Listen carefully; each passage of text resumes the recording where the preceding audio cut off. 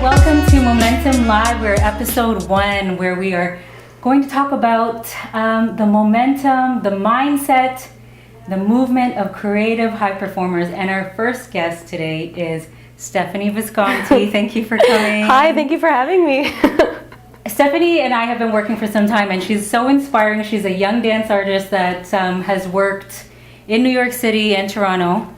And I just want to give you a little bit of her bio because she's very humble. I don't think she'll share with you what she's all about.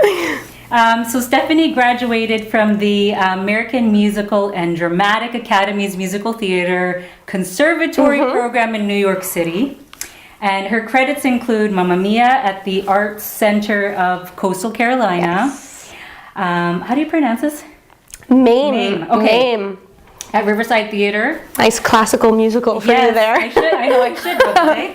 And also, she was in Family Channel's Big Ticket Summer Concert on the Budweiser stage. Yeah. Anatomy of Dancer, which is recently from very recent. Yes. And you were actually you won an award for the Toronto Broadway World Award for Fringe Festival. Yes, very exciting. That breakout performance of a female for her work for the role of Judy Garland. Mm-hmm. So it was a dream, honestly. Yeah. I mean, tell us about that. That must have been amazing to play that role. Like, how are you able to embody Judy Garland? I mean, let's start with one thing. With a role like that, you never finish. Right. You know, I could continue with it forever and ever and continue to find things. But the show, we opened it in the summer at the Toronto Fringe, and it was its premiere. So I was part of the creative process of the first run ever. And I guess you could say I helped originate the role. I mean, the choreo was set initially on me, which was very special because in my past I've only ever done musicals, which you buy the rights and you do what's written on the page, and then the choreo is usually you can kind of guess where it's gonna go. Whereas this was this whole creation process, so very special to be a part of. And read many of her books, Big Bricks. Okay, so you did a lot of research. Yeah, a lot of research. I was like, how do I honor this woman, Yeah, legend. So that was kind of the gist of it, and it was so special to get to do it twice, again at Next Stages recently, and the award was... To be acknowledged. A very special acknowledgement, and so many kind words were said to me, so it was a very special time. Yeah, well, congratulations on that. And I mean, for all of the achievements that you've accomplished to this point, tell the viewers how old you are. I am 21. She's 21! And she is just beginning her journey, imagine. I mean, I have to say... Lots to go. There's lots to go. But you're driving force, which is why I'm so happy that you're the first one for this episode of Momentum. I'm honored. Yeah, and really to let people know that the drive really started at a young age. Like, when did you know that you wanted to do this work? I tell people when I was about 12, give or take, I think. Yeah. Feels like ages ago, but I started competitive dance when I was 8, and that was considered late for whatever reason. 8 seems really young to me now, but it is, at the time, the girls in my team had been doing it already for 2-3 years, which might have felt like an eternity then. And I just really had to play catch up, especially in styles like tap, which is funny because now it's kind of my bread and butter. Where was I going with that? How you started, how you got to, when you started to feel that fire that you wanted joining competitive, at first it was like, an extension of what I like to do for fun. Right, yeah. But then kind of got in the nitty gritty of it, and, we travel and do nationals, and I was meeting these other dancers and just really fell in love with some of the original Broadway soundtracks we were dancing to. It was a very old fashioned, I hesitate to say that, but one of my first productions with the studio was 42nd Street production, which is still to this day my dream show. Yes. And then a Fosse production the next year. Oh, wow. I know. So you were blessed. I was really thrown into it, and I was like, this music. And it's funny, I didn't do musical theater really until I left high school for AMDA, but I was always immersed in that through this this theater dance style that I Right. did from a young age. So by the age of about 12, I was like, I want to do this. I don't know how, Yeah. but yeah. So that's it. And so how do you think, did you feel like you stood out a bit? Like, because I know when you're in the studio, especially when they're training you, like there'll be a group of you that are all really serious, but did you feel a little bit different from the rest of your classmates? And as far as how far you wanted to take it, that you knew that this was just a small step towards the bigger picture? I feel like my drive was kind of unparalleled. People would tell me that. Back when I was a studio dancer, I almost had this kind of like obsessive work ethic, which was not healthy. It's possible to work too hard, and what I mean by that is essentially I was working inefficiently because Right. it was, you can't give 150 all the time. Right. But I guess I was part of a group of dancers who were very committed. We had solos and we did pageants, and we worked very hard at progressing ourselves individually. A few Right. other, someone went off to the National Ballet. Like there were other people who kind of had the same mindset. Right. Yeah. But it's hard to know when you're 12, like who's gonna do something professionally, who's not. No. Yeah, things didn't come easy to me though. That was one thing for sure. So how did you get yourself into gear, like physically, with dance and musical theater and acting? You first start off with technique, because it's the technique that is the foundation that will help you to book gigs later, right? I mean, you can also be charming and the casting have a look, right? But you need the foundation. So how did you discern that you were learning the right things at the time, or were you just lucky to have the right teachers to guide you? I don't think, if I look back at it, I don't think I necessarily learned the right things in the right order. Okay, so But let's see. Yeah, let's talk about that. For instance, my first studio didn't have sprung floors. Yes. Am I still recovering from that? I think so, in a Yes, way. yeah. But that was just where I began, you know? Yeah. And if I didn't go there, maybe I wouldn't be here. So I try not to get preoccupied with that. No, you can't. And I think a lot of the legendary dancers didn't have sprung floors. No, it came from humble beginnings, I guess you would say. And the joy of dance does not start with sprung floors.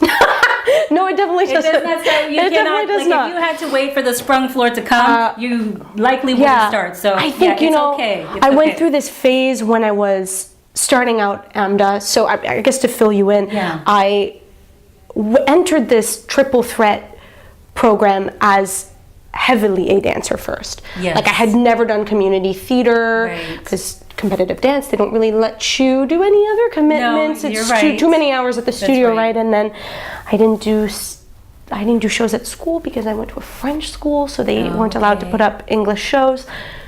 So I got to AMDA and felt like, wow, I'm in a musical theater program and I've never done a musical before. So I started looking back, I was like, maybe I could have strayed away from competitive dance and but you can't do that. You really can't. No, you can't go backwards, but I have to say, faking till you make it. I mean, so that's another thing. I find out, leaders and creatives, you just kind of jump in and figure it out later. You figure it out as you go. There's no book about how you should go about it. No. I know these days as a parent now, you can pick and choose musical theater, you can pick and choose the studios or whatever and really design your child accordingly. But back when, I'm even a generation before you, and that was yes, no sprung floors, a lot of church basements. Oh, yeah. Is fine. But and I didn't know better. I was like, what is it? What's a sprung floor? What's a sprung floor? Exactly. So I think it's really the passion that drives you and how you're able to emulate those stars that you watch in old Hollywood and the musicality that you must have learned in tap. Yeah, right? I had a heavy tap background for sure. Yeah. My first studio owner considered herself a tapper first, I guess you could say. So we did a lot of tap numbers there, more than most studios do. Right. I think a lot of studios kind of just tack on tap in hopes of making it a complete program, but their tap was the bread and butter of the studio. Like our big, our big group numbers that were the most important tended to be the tap numbers. So I did have a big background in that, and then doing Worlds, going off to do that training as well. Yeah. And to put you on an international stage at a young age, I mean, that teaches you how to overcome that stage fright, because, you had to. For how old were you when you started, competing at a national level? Well, at that level, I think I was like 13. Yeah, 13. At the time. But I have to share this, and I don't think we've ever talked about this. No. I used to deal with incredible stage fright. Like you've never seen before. I used to sometimes be sick before going on stage. My body would go in shock. I would be cold. I remember like sometimes 24 hours, sometimes a week before I would start feeling it. Like I'd have these like uncontrollable thoughts of disaster. Yeah, I know. It's incredible what fear can do to your body, really. Right. Like hours before the show, I would feel so cold. It didn't matter how many layers I wore. I was cold, and I would be sick sometimes and throw up, right before going on stage. And I dealt with that for years. Right. And I had a really hard time with it. And I don't anymore. But so what's your secret, Stephanie? Oh, how did you do it? I think at the time, I really viewed dance, maybe just because of the nature of how dance training is approached at some of these studios. I viewed performing almost like a sport, like almost like maybe a gymnast would feel leading up to her set. Yeah. I felt that there was so much precision and accuracy to nail, and I couldn't see past that. Right. Like, I guess I had the way I would rehearse. I was like, it has to be done this way. It has to, there's you can't alter it. Like it almost, for a time, almost wasn't artistic because I was like almost neurotic. So it felt like robotic. Yeah. Yeah. Yeah. You were like regurgitating the expectations of formation and lines. Yeah. And not so much the breath. No, oh God, there was no breathing. No Did breathing. I breathe? No. Jump and you go, I didn't breathe for 2 minutes and a half. And then the lights turn off. Yeah. And that's, I think, this is the beauty. So when I let go of that, I think you became an artist. That worked. Yeah, and I was able to enjoy the performance. And I think that's the key. That's the key. Of course, during your foundation and learning technique, you have to understand, sticking with the choreography and not freestyling and going off on a tangent, learning precision and formation. I mean, that was your training in professionalism, right? And when you're at an audition, that's just expected. They're not going to teach you, okay, stay in the line, make sure you're in the frame. No, it just goes without saying. Absolutely. So yes, you had to go through that to know what that tasted like, And then you were able to kind of embody the performer and have that kind of resilience to get over the stage fright. So what was that turning point where you're no longer vomiting backstage, right? How are you able to transform those thoughts of pressure and turn it into an attack mode that is this beautiful performance? Like, how are you able to get out of your head and into your body? I'll be honest with you, I dealt with it pretty much throughout grade 12. Right. All the way through my studio years, I guess I would say. But it got a lot better when I switched studios. I think my first studio was really oriented around the individual. Like we did a lot of pageants and which I think those helped me a lot. We did audition classes within these pageants, and I always say, like, when I got to New York and started auditioning, it didn't faze me because I was used to auditioning. Yes. Yeah.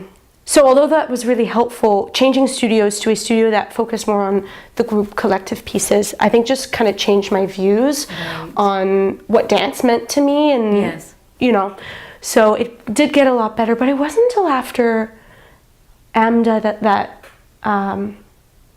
that I stopped getting that sort of fear, like that sort of anxiousness. I was actually thinking about it this summer, going on for the role as Judy Garland. Like, this is the first time I've done a quote-unquote solo. Like, I had a solo within the show. Yeah. Quote-unquote, just dance solo, purely. Yeah. And I was like, whoa, I can do this and not...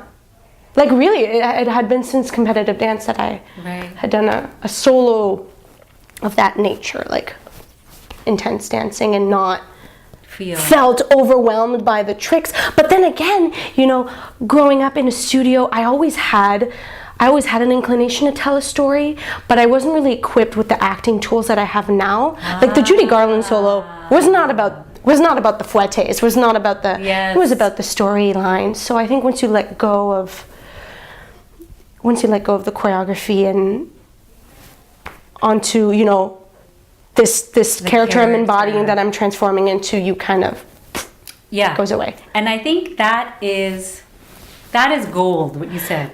Because I work with a lot of young dancers who are competing or full-time or recreational. And we talk about their routines, and I say, okay, what are you dancing to? And da-da-da-da-da. What's the character? Oh, the variation is Sleeping Beauty. Okay, so what are you telling in this variation? Or whatever it is. And we go, I don't know. Right? It's just hitting those shapes and those lines. And that's normal for that age. Yeah. But the richness and the maturity of a dance artist as you go forward and get paid... right? The casting they want to see something. They want to see the soul come out of you. I mean, and smack them at the head. I mean, when you're sitting in the audience, you know, the audience needs to feel your energy get out of your body and like hit them right at home, because that's the medium through which you're communicating the story, right? So I guess your dance has become a vehicle. Absolutely. No, that's how I see it. And I like to think of myself as an actress first. Even though really I am a trained dancer first, but the acting does come first, and you have to see it that way, or else it never becomes an elevated performance. But this is all really tough stuff that, you know, I'm still learning to, you know, get to this heightened state of performance. Like, even throughout the rehearsal processes, I had trouble, you know, getting into character in rehearsal, you know, with the nature of how the Fringe rehearsals were. It was tricky at times, but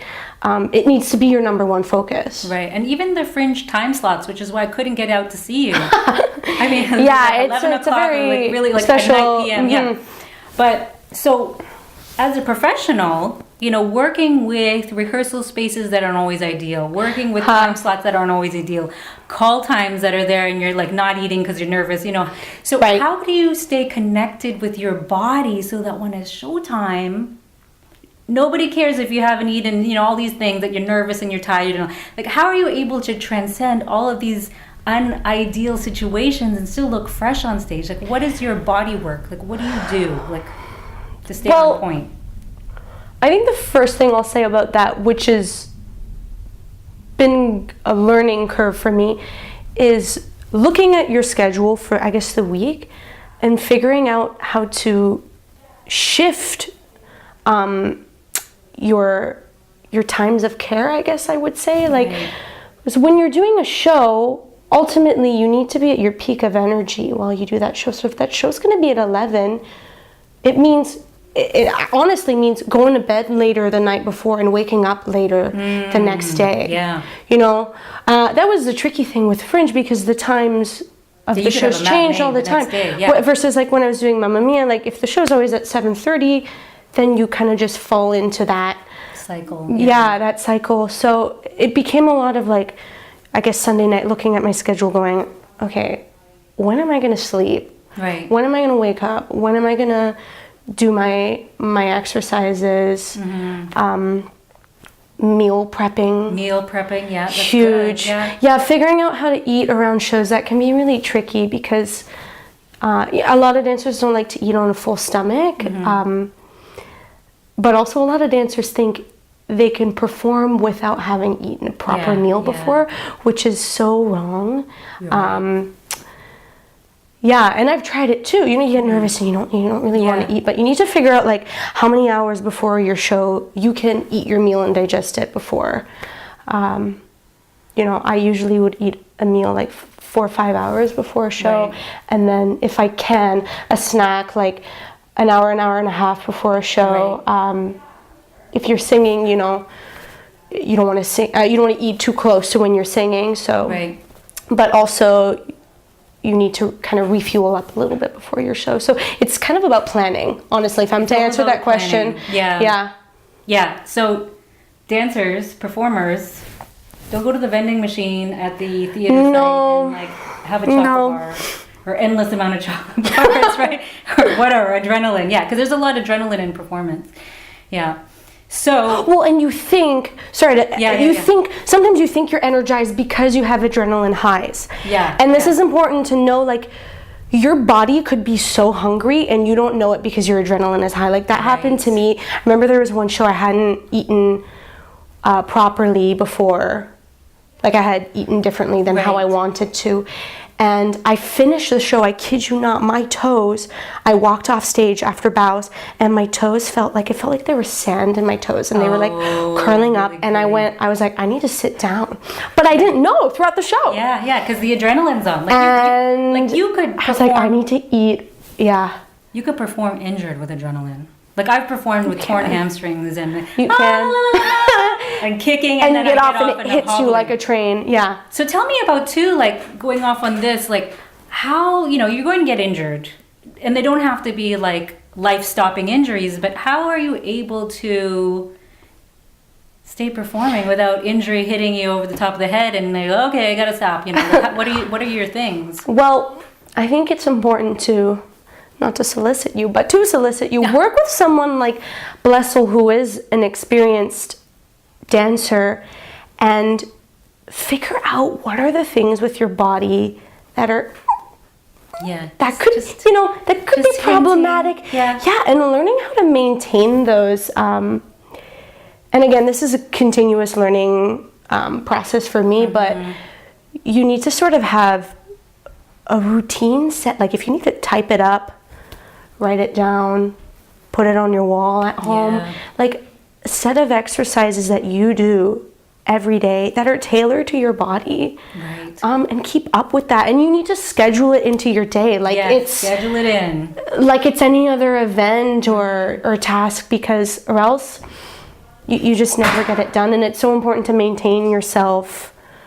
That way, hopefully, you can prevent injuries. But also, if an injury occurs from overuse, it's part of it. It is all part nothing to be ashamed about. All and performers go through it. Yeah, shame is a big thing with performer because you want to be invincible. You don't want to admit that you've got some kind of physical limitation, but it's all kind of a snapshot. Of course, if you've had shows and they're night shows, you're going to be tired. So being able to have recovery. And honoring a team that will help you, like have an entourage of people. And that's the difference with being pro, because it's all about self-discipline. You don't have a dance mom taking you here and there, or paying for your classes, or paying for your, it's, you've got to do it yourself and find creative ways to do self-care so that you're not depending so much on a healthcare team, right? Because unless you're in a company and you've got benefits, it's really totally. Like it'd be ideal to go in for, I guess, like maintenance. You could say, like, to kind of just check up on it every once in a while, as I do with you. But of course, like, finances are an issue that a lot of performers confront. So you need to understand your body as well, So in one sentence... Oh boy, okay. I know, it's going to be tricky. How would you tell the young dancers and the working dancers, or all theater performers or creatives, how do you embody momentum?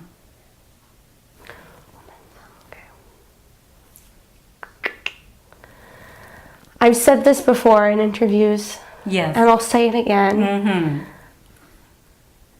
Be the hardest working person in the room.